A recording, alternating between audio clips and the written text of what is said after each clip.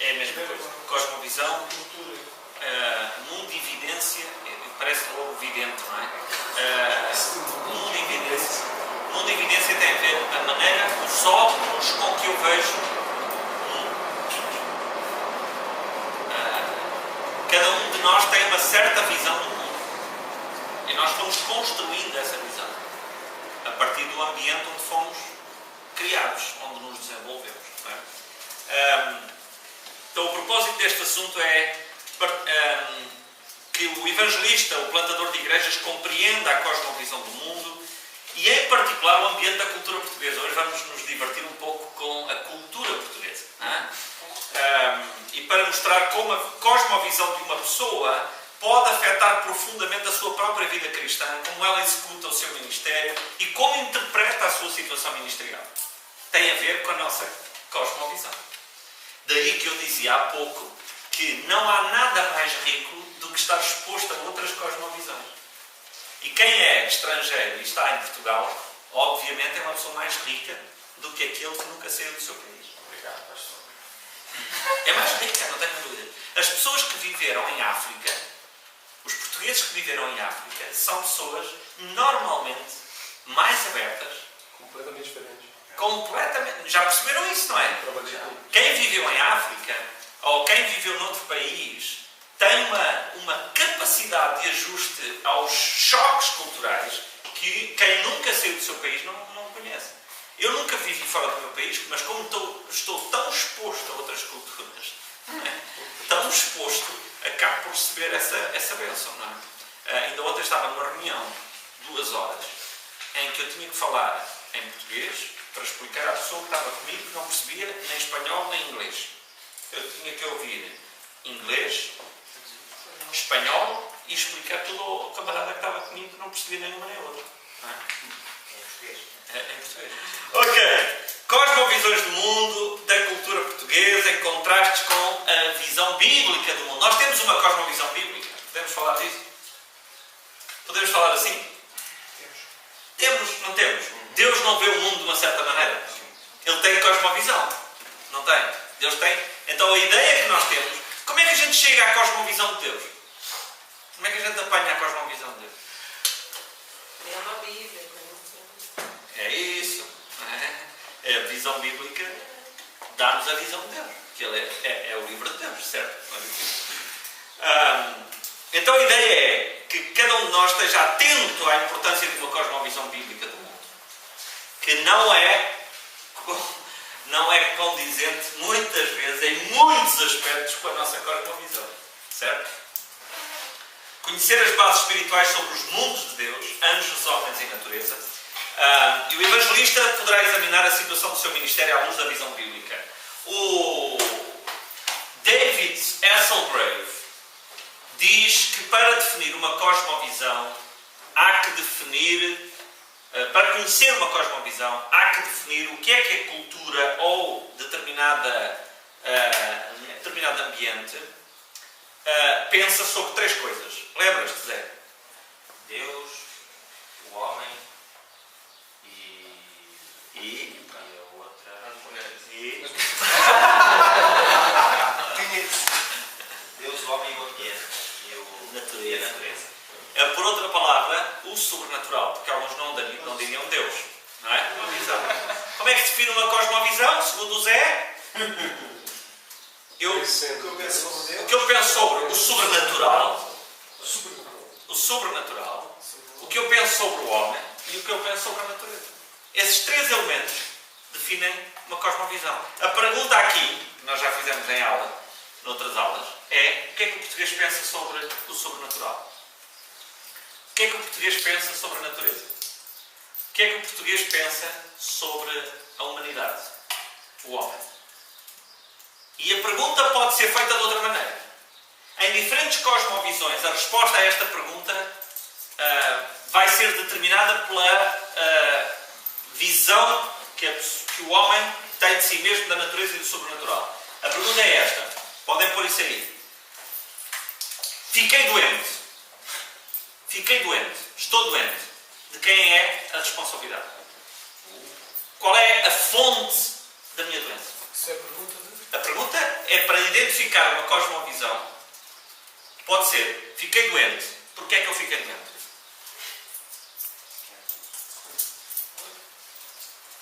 Qual é a fonte da minha doença? E cada cosmovisão responde de maneira diferente a esta pergunta. Ok. Quando falamos de cosmovisão do mundo, estamos a falar de crenças e compreensões centrais que a pessoa tem sobre o mundo. Cada pessoa, sabendo ou não, tem crenças profundas na sua alma que determinam as suas ações, o seu comportamento e ajudam a explicar o mundo que o rodeia. Então, esta cosmovisão ajuda as pessoas a entenderem a natureza, as outras pessoas e o mundo sobrenatural.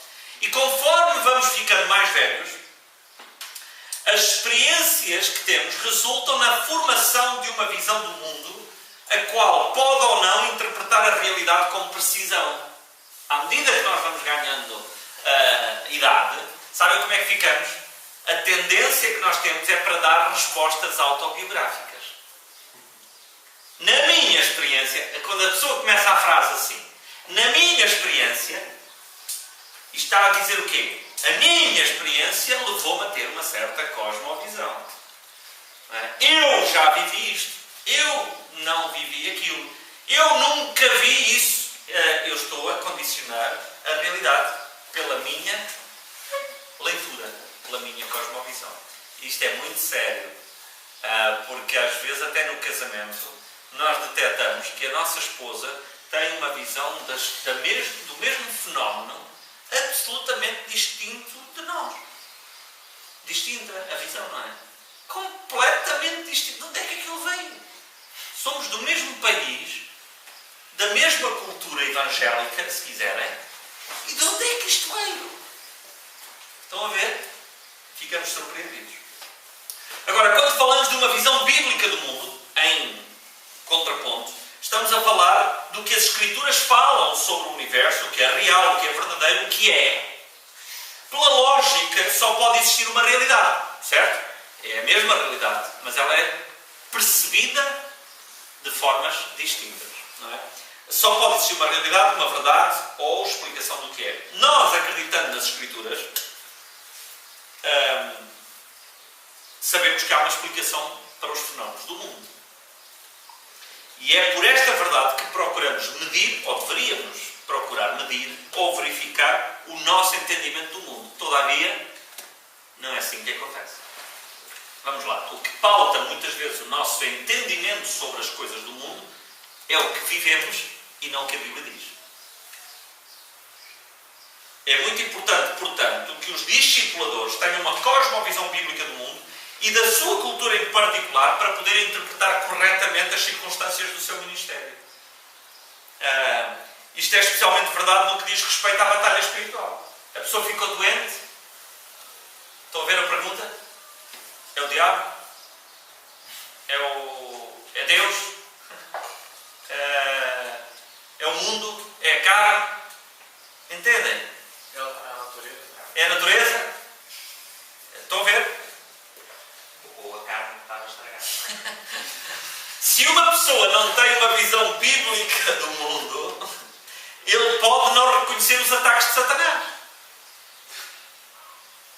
Não é? Ou ele pode não saber como responder aos seus ataques. Nesta lição, vamos tentar perceber visões diferentes do mundo e como a visão bíblica do mundo é fundamental para entender, por exemplo, guerra espiritual. É um exemplo interessante. Ok, quais são as visões comuns do mundo? O C.S. Lewis define basicamente 3 grandes visões do mundo. Okay? Escrevam isto que é importante. O meio de compreender as visões do mundo é olhar para as 3 componentes do universo, portanto, e já sabemos quais: sobrenatural, natureza e humanidade.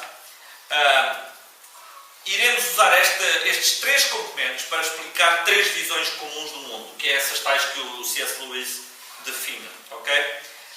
A pergunta, lembram-se qual era a pergunta? Fiquei doente. Fiquei doente.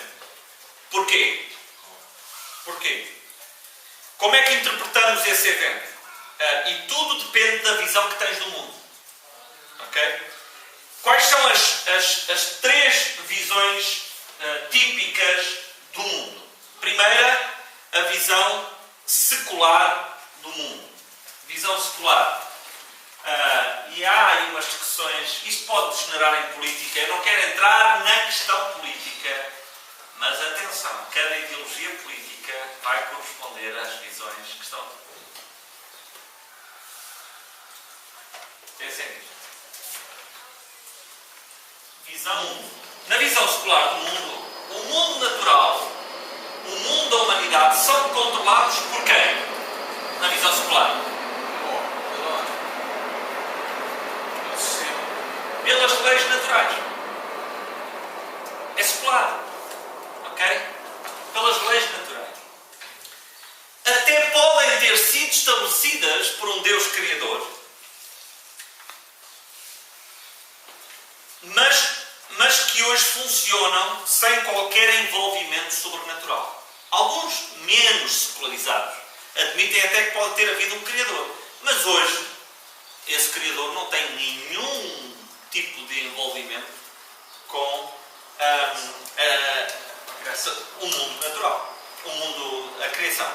A existência do mundo sobrenatural, incluindo Deus e os seres espirituais, pode ser completamente negado pelo povo secular. Eles não veem evidência da intervenção divina. Ou seja, se o sobrenatural existe, o povo secular assume que é separado do mundo natural. Estão a ver ali? O sobrenatural existe, mas ele está separado da humanidade e da natureza. Ele até pode existir, mas ele não tem implicação direta. Ou mesmo é dizer, Deus não intervém na história.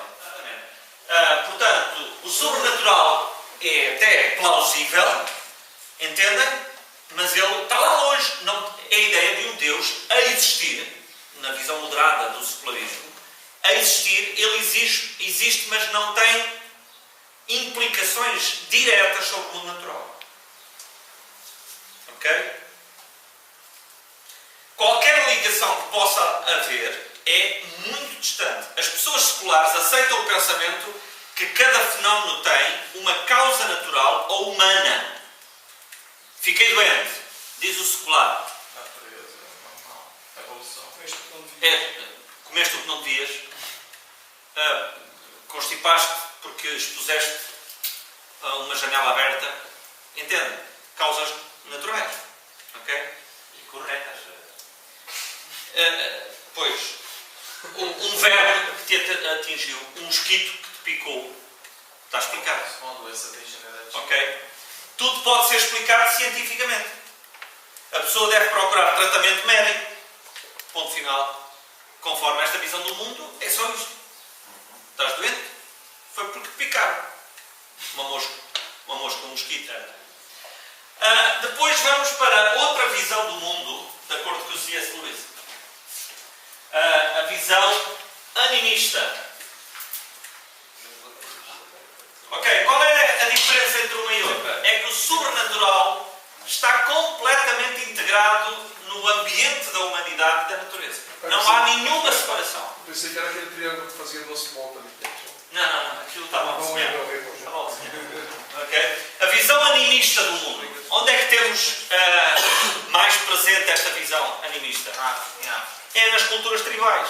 Mas define de novo aí que eu não perdi a... Visão animista. Sim. Animista. Sim. É o oposto, quase o oposto da visão secular do mundo.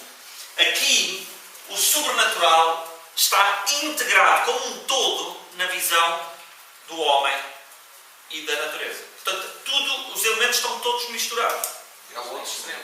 É o outro extremo e é o oposto, porque aqui o sobrenatural da visão secular está distante, não interfere, embora admita-se a possibilidade de existir, mas não tem implicação direta sobre a vida da humanidade ou da natureza, não tem implicações sobre a natureza. A visão animista integra tudo. É, digamos, uma visão unitária. O mundo sobrenatural está dentro do mundo natural e da humanidade. Espíritos do mundo sobrenatural podem viver em objetos naturais e pessoas Portanto, podem viver em objetos naturais e pessoas, e estes seres espirituais têm poder para controlar coisas. Estão a ver? Se uma pessoa agradar a estes espíritos, ele pode ganhar mérito, incluindo proteção ou cura, se agradar aos espíritos, ao elemento sobrenatural. Se o espírito estiver irado, pode causar muito dano na natureza, na pessoa. Ok? O homem doente, de acordo com esta visão do mundo, incomodou os espíritos. Certo? Ou foi colocada uma maldição sobre ele. Alguém fez um trabalho. Não é? Alguém fez aquele, não é? Da macumba, não é? Para que ele fique bom outra vez, ela tem de fazer alguma coisa para agradar aos espíritos. Certo? Ou quebrar a maldição.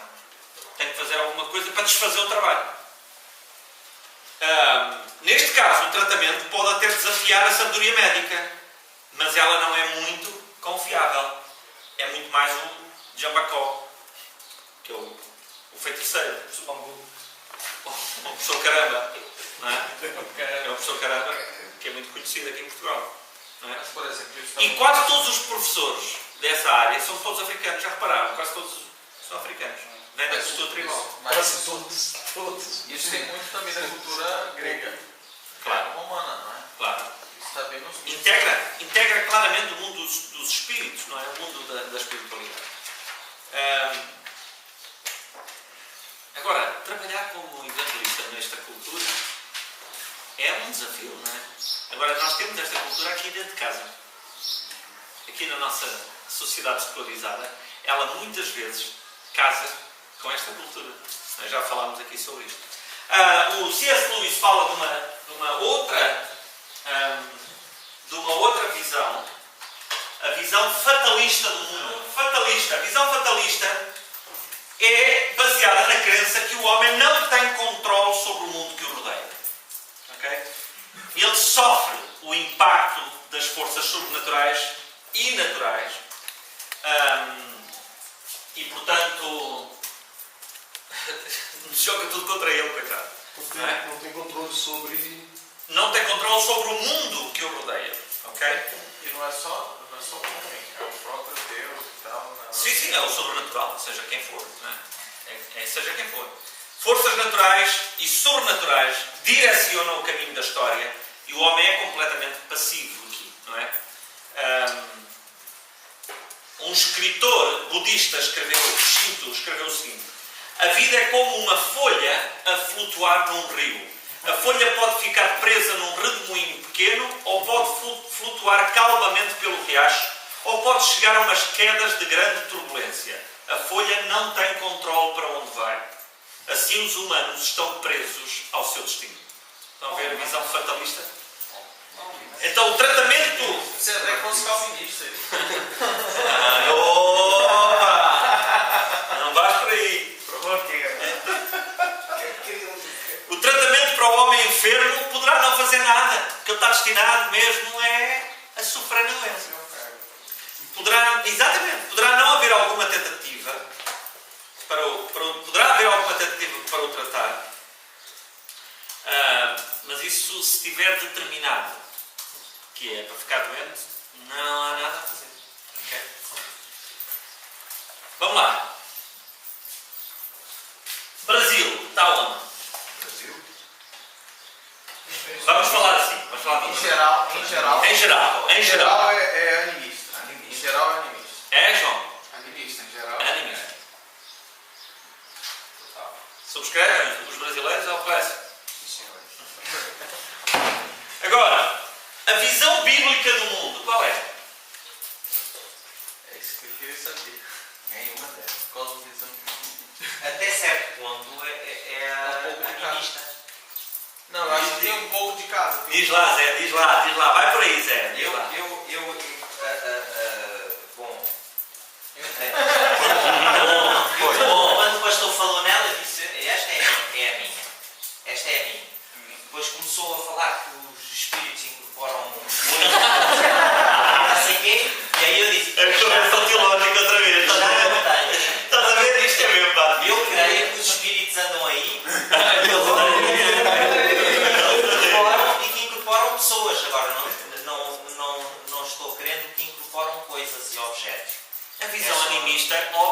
desenhos vivos, mas só pode, a nossa visão É só. só pode ser a integração do sobrenatural na nossa vida e no mundo natural. Não é assim? Agora, não é panteísmo. Atenção. Aquilo que eu falei aqui da visão animista, ela inclui o panteísmo. O Deus está na matéria. Deus está nas coisas. Está na madeira. Está na árvore. Está no mar. Percebem? Isso não. Mas Deus, vamos lá. Deus, o Criador. O livro de Gênesis abre com as palavras: no princípio, Deus. No princípio, Deus. É a fundação natural para edificar uma visão do mundo. Certo? Deus Todo-Poderoso, que existe fora do tempo, aí é a diferença com a visão animista. Certo? Existe fora do tempo. Eterno. Autossustentado. Não depende das coisas criadas. O nosso Deus. Certo? Criador do céu e da terra. Portanto, Ele está integrado, mas Ele ao mesmo tempo é distante. Certo? Ele não se confunde com a natureza. Certo? Ele está acima. Ele criou a natureza. Ele não é a natureza. Entendem? Ele está acima. Ele é criador do céu, da terra, sem igual ou rival. Na sua soberania controla os acontecimentos da história. Estão a ver? Aí há uma integração. Em contraste com a visão secular do mundo. As Escrituras ensinam que Deus está envolvido na história. Por exemplo, Ele direcionou a história de Israel em preparação para o Messias. Não foi? Cristo veio ao mundo e viveu com a humanidade e veio na plenitude dos tempos. Ele encarnou Deus feito homem. Estão a ver? Cristo subiu ao céu e derramou o Espírito Santo sobre a sua igreja. Então a igreja está ainda ativa. A Bíblia afirma o trabalho ativo do Espírito Santo dentro e através da vida dos crentes. O Espírito Santo está ativo hoje. Ele convence o mundo do pecado, da justiça e do juízo, dá uma nova vida ao crente. Ele testifica que somos filhos de Deus. O Espírito Santo ajuda-nos a orar. Ele ensina-nos. Certo? A Escritura não ensina que Deus e Satanás são forças iguais. Isto é chamado dualismo. Não há dualismo na Bíblia. Pois não. Deus está acima do seu inimigo. Não é? Como alguém dizia, Ele tem força, mas Deus tem poder. Ele quem? O diabo. Ele é poderoso, mas Deus é todo-poderoso. É todo-poderoso. Então, de acordo com a visão bíblica do mundo, Deus auto-existe e Satanás foi criado. Estão a ver? Então não há aqui confusão. Satanás não tem poder igual ao de Deus. Deus controla Satanás, como é evidente em Jó capítulo 1. É curioso como o pastor Carlos Macor costuma dizer, não é? E deu o endereço. Deus deu o endereço de Jó e ele de digerir. Antes que Satanás pudesse fazer alguma coisa a Jó, ele teve que ter a permissão de Deus. Quem controla, não é? Depois temos seres espirituais, criados por quem? Por Deus, Satanás e os anjos. A história da criação continua. Apesar do relato de Gênesis não incluir a criação dos anjos, nós sabemos em Colossenses capítulo 1, versículo 16, que Deus em Cristo criou todas as coisas, visíveis e invisíveis. Apesar do Novo Testamento relatar muito pouco sobre anjos, é claro que eles estão ativos no nosso mundo de hoje. Hebreus capítulo 13, versículo 2. Quem é que lê? Hebreus 13, 2. Vamos lá. Não vos esqueçais da hospitalidade, por ela alguns, não sabendo hospedar anjos. Ok? E Apocalipse 12, 4. Apocalipse 12, 4. A sua cauda gastava a terça parte das estrelas do céu, as quais lançou para a terra. E o dragão se deteve contra a mulher que estava para dar à luz, a fim de lhe devorar o filho quando nascesse. Ok? Aqui nós temos muitos comentaristas a defender que o texto refere-se ao facto que quando Satanás caiu, ele levou consigo um terço dos anjos, não é? São chamados anjos maus, anjos caídos, que são conhecidos como demónios. Okay? E sabemos que os demónios também estão ativos no nosso mundo. Tiago capítulo 3, versículo 15, 1 Timóteo 4, 1. Agora, de novo, isto é um contraste com a visão secular do mundo, mas mais perto da visão animista, em que ambos reconhecem que existe uma guerra entre Deus e Satanás. Só que nós temos essa guerra vista de outra maneira. A visão bíblica é de que Deus já venceu essa guerra. Na visão animista do mundo, a vitória da batalha depende do Deus que é mais forte. Na visão animista. Se duas tribos guerreiam entre elas, a tribo que tem um Deus maior irá ser vitoriosa. Em contraste, a Escritura ensina que Deus é o vitorioso. Certo? Uma contradição semelhante é encontrada em Josué 7. O povo de Deus em Josué 7 é derrotado na batalha. Mas uma boa olhada neste texto mostra que isto aconteceu não porque um Deus menor ou espíritos derrotaram Deus, mas porque o seu povo, o povo de Deus, sofreu a consequência do seu pecado. E portanto é o povo que é derrotado e Deus não é derrotado. Ele permitiu que Israel fosse derrotado para ensino, por causa da sua desobediência. Ok? Então, vamos lá voltar à pergunta. Eu estou doente. Porquê? Porquê que eu estou doente? Vários motivos. É lento. Depende da doença. Depende da doença, diz aqui o pastor pentecostal, não é? Depende da doença. Depende da doença. Qual é o vosso entendimento sobre anjos e demónios? Até que ponto é que anjos e demónios têm influência sobre crentes? Estão limitados ao nível do intelecto, da mente? Agora cada um de nós... O C.S. Lewis tem um livro muito interessante. Um demónio experimenta a escrever Exatamente. as cartas ao sobrinho. Será que o diabo pode estar envolvido em atividades físicas no crente? Claro, sim. Os espinhos da carne de pó. Isto aqui é uma área sensível, cada um de nós terá a sua visão, mas um crente pode ser possesso. Não, processo não. Acho que ele pode ser Processo não. Opa! Processo não. Processo não. Possesso não? Ninguém acredita nisso? Não, primeiro vamos definir, pastor. Tem que definir. O que Possessão, a palavra diz. Não. A palavra própria, a etimologia da palavra é eu fui possuído por. Sim, sim. Ou seja, encarnou, entrou em mim e governa. Mas Não pode coexistir uma casa dividida. dois não habitam o mesmo corpo. Dois não, só um. Só um. Exato. Não há. Eu tenho uma cunhada que tinha ataques de epilepsia, coitada. Trabalhava numa organização cristã. Toda a vez que a moça tinha um ataque epiléptico, queriam expulsar-lhe o demónio. Agora, o crente pode ser oprimido. Isso pode. A opressão não é possessão. Ainda há dias eu te mandei um e-mail ao Tiago e disse: olha, eu estou a sofrer um ataque satânico, claramente.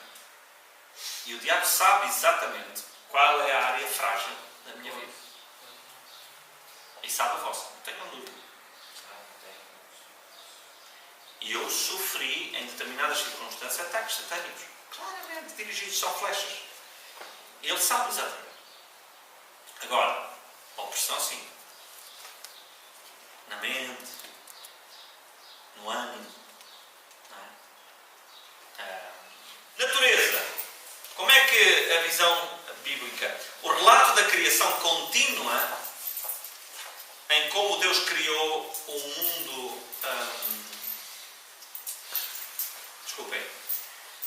criou o mundo... Como é que nós temos na Escritura o relato de como Deus criou o mundo material?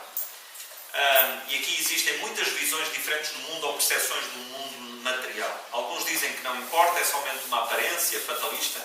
Outros identificam como a Terra como a mãe natureza. Quem é que identifica a mãe natureza?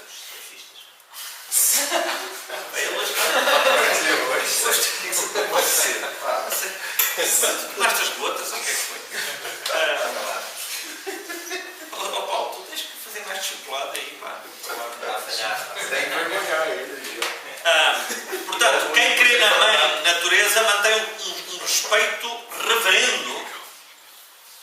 por ela, que são os animistas, não é?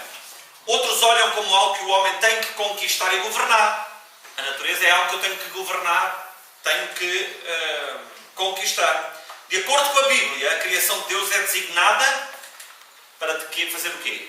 A criação de Deus faz o quê? Declara a glória de Deus. Não é isso? Salmo 19, certo? Não há nada mais espantoso, impressivo ou maravilhoso do que o próprio mundo. Montanhas, ondas, lá estão os surfistas, quedas de água, caves, minas, campos verdes, árvores, campos de flores, o pôr do sol, o nascer do sol. A criação de Deus realmente declara a sua glória. Qual é o alvo de Satanás em relação à natureza? Distorcer. Claro. A glória. Sim, mas por causa do pecado, certo? Não é porque Deus provoca. Não é? O alvo de Satanás é destruir ou estragar a criação de Deus, incluindo a coroa da criação. Não é isso? Se Satanás não pode destruir Deus, então ele vai tentar destruir aquilo que glorifica a Deus. Faz sentido isto, não é? Ele não pode destruir Deus. O que é que ele faz? Destrói a criação. Matar, roubar. É matar, roubar e destruir.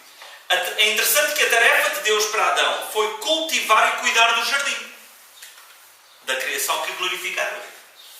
A nossa visão do mundo deve refletir a intenção de Deus para a sua criação, para que o possa glorificar. Portanto, as nossas atividades no mundo material têm que glorificar a Deus.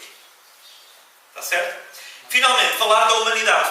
Chegamos à criação do homem em Gênesis.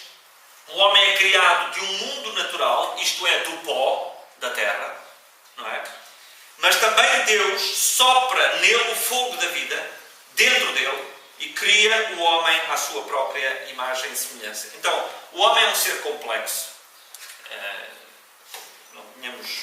Não temos sobre esta matéria nenhuma dúvida, não é? Porque ele é um ser material e espiritual. É por isso que é tão complexo. Se o homem é um ser complexo, é a mulher. Bom,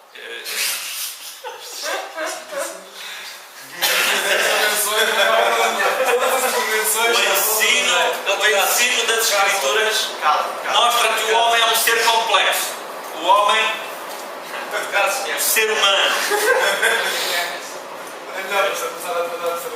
Agora, porquê? O homem não é somente físico. Não é somente físico. Ele é uma mistura de químicas e células, como dizem os do ambiente secular. Certo? O homem não é só espiritual, como algumas visões orientais fatalistas dizem. Estão a ver? O homem tem um espírito e um corpo físico. E parte do grande mistério do homem é que ele é livre e tem livre arbítrio. Diz aqui o nosso Tiago. Deus não força o homem a um comportamento ou pensamento. Deus não criou um ser autómato. Certo? Deus não lhe dá um programa como um robô. Ao contraste da visão fatalista do mundo, o homem não está preso em algum rio da vida chamado destino. Isso diz o fado. A visão fatalista. Não é? Ele tem uma vontade própria e pode fazer escolhas. Certo? Ele pode escolher amar a Deus e pode escolher rejeitar a Deus. Josué 24:15, o que é que diz? A visão do mundo e do evangelismo. As Escrituras mostram-nos que Deus não está a lutar com Satanás. Satanás já foi derrotado. 1 João 3:8, quem é que lê?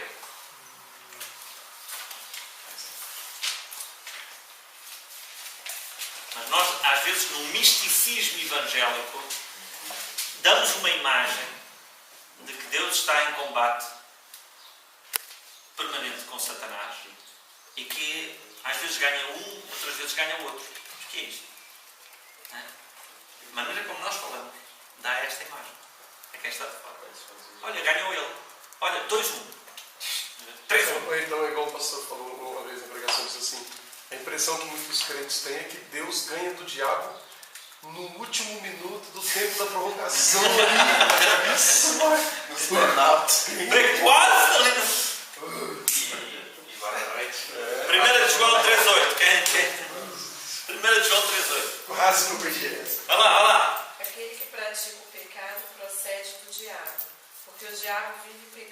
desde o princípio. Para isto se manifestou o Filho de Deus, para destruir as obras do diabo. Aleluia. Glória a Deus. Aleluia! Só um pentecostal é que disse isso. Só. Aleluia. Mais um. Para destruir, não foi? Já está. Não é dualismo. Através do Evangelho, como é declarado pela Igreja, Deus procura reconciliar o homem para si próprio, enquanto que Satanás procura fazer o quê? Enganar o homem. Certo? Devorá-lo. É isso que Satanás faz. Devorá-lo. Acusá-lo. Portanto, na nossa visão evangelística, temos que ter esta visão bíblica para saber que a vitória é do povo de Deus. A guerra espiritual acontece dentro do mundo do homem. E em 2 Coríntios capítulo 10, versículos 3 a 5. Alguém pode ler, por favor? Porque, embora andando na carne, não militamos segundo a carne. Porque as armas da nossa milícia não são carnais, e sim poderosas em Deus, para destruir as fortalezas, anulando nós sofismas. Onde é que é o nosso combate? Onde é que é o nosso combate, segundo isto? É aqui na cuca. É aqui na cuca. Não é? Portanto, o que é que temos que fazer? Para a destruição das fortalezas, como é que fazemos? Destruir os conceitos e toda a altivez que se levanta contra o conhecimento de Deus, levando cativo todo entendimento à obediência de Cristo. É isto, não é? O apóstolo Paulo faz uma ligação entre destruindo fortalezas e argumentos e levando cativo todo o pensamento à obediência de Cristo. Ouviram isto? Há uma relação entre destruir fortalezas e argumentos e levar cativo todo o pensamento à obediência de Cristo. Agora, para terminar, João 8,32. E conhecereis a verdade, e a verdade vos Libertará. Ok. Quanto mais conhecemos a verdade, quanto mais atuamos sobre ela, mais vitoriosos somos. Certo? E com isto renovamos a nossa mente. Na verdade. E portanto, fazemos essa renovação. E aí podemos experimentar qual seja a boa, perfeita e agradável vontade de Deus. Ok? Então, quanto mais conhecemos a verdade, mais vitória. E é extremamente importante que nós, como crentes, tenhamos uma compreensão do mundo como realmente ele é. Como ele é explicado nas Escrituras. Não como nós não entendemos. Portanto, evangelismo e plantação de igrejas pressupõem guerra espiritual. Satanás irá atacar de qualquer maneira quando as pessoas forem evangelizadas e igrejas forem plantadas. Vai atacar. Se não tivermos uma visão correta do mundo, então Satanás pode atacar, por exemplo, enviando enfermidades. E podemos nem sequer reconhecer isto. O entendimento correto da visão bíblica ajudará o evangelista a discernir corretamente o que está a acontecer na sua vida. Discernimento espiritual. É um dom espiritual que precisamos muito nas nossas vidas. Eu já sofri muito por causa disso. Agora, terminando aqui, para entrarmos rapidamente na cultura portuguesa, há algumas práticas na nossa vida que são claramente inconsistentes com esta visão bíblica do mundo. Avaliem quais são. Como é que essas inconsistências afetam o meu relacionamento com Deus e a minha visão de evangelismo?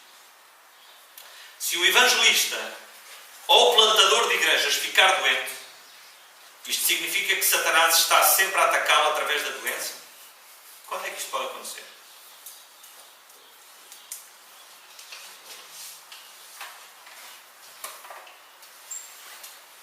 Há que discernir, não é? Há que discernir. Isto vai afetar a estratégia de evangelismo, o ensino que fazemos aos novos convertidos. Tudo isto vai ser... Estão a ver? A visão do mundo determinará até o nosso ensino.